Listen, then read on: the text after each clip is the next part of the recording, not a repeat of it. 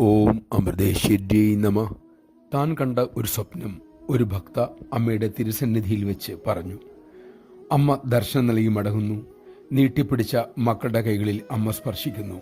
ഒരു ഭക്തയുടെ കയ്യിൽ തൊടാനായി അമ്മ തൃക്കരം നീട്ടി. എവിടെയോ കൊണ്ട് അമ്മയുടെ തൃക്കരത്തിൽ മുറിവ് പറ്റി.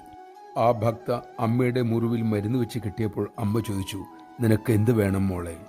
അവർ പറഞ്ഞു, അമ്മയ്ക്കൊപ്പം കഴിഞ്ഞാൽ മതി, മറ്റൊന്നും വേണ്ട അമ്മേ. അമ്മ കാരുണ്യപൂർവ്വം പറഞ്ഞു, അത് അത്ര എളുപ്പമല്ല, അത് ദുഃഖകരമായിരിക്കും. ഭക്ത പറഞ്ഞു, അത് സാരമില്ല അമ്മേ, എനിക്ക് അമ്മയെ മാത്രം മതി. അതോടെ സ്വപ്നം കഴിഞ്ഞു. നമഃശിവായ.